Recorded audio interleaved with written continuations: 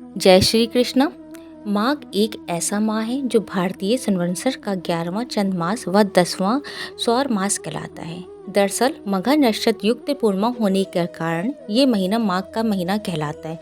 वैसे तो इस मास का हर दिन पर्व के समान होता है, लेकिन कुछ खास दिनों का खास महत्व है। इस महीने में ब्रह्मा, विष्णु, महेश, आदित्य, मरुदगण तथा अन्य सभी देवी देवता माघ में संगम स्नान करते। मानता है कि प्रयाग में माघ मास में 3 बार स्नान करने का फल 10,000 अश्वमेध यज्ञ से भी ज्यादा होता है।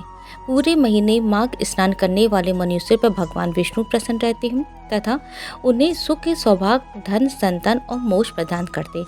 यदि ये साकाम भाव से माघ स्नान किया जाए तो उसे मनोवांछित फल की सिद्धि होती है और निष्काम भाव से स्नान आदि करने पे मोक्ष प्रदान देने वाला होता है। ऐसा शास्त्रों में कहा गया। मानता है कि इन दोनों में प्रयागराज में अनेक तीर्थों का समागम होता है, इसलिए जो प्रयाग या पवित्र नदियों में भी भक्ति भाव से स्नान करते वे अनेकों पापों और कष्टों से मुक्त होकर स्वर्ग लोक में स्थान पाते हैं।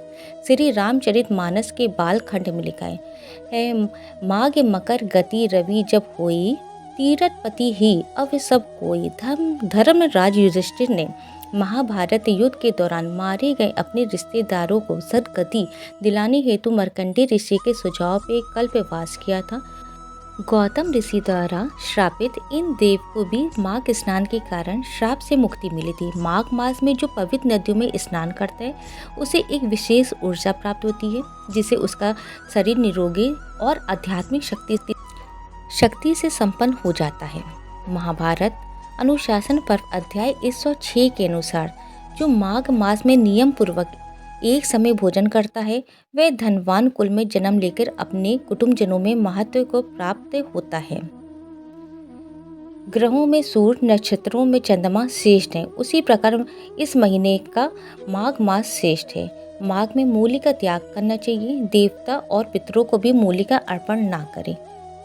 माघ में तिलों का दान जरूर करना चाहिए। विशेषतः तिलों से भर के ताम का पात्र दान देना चाहिए।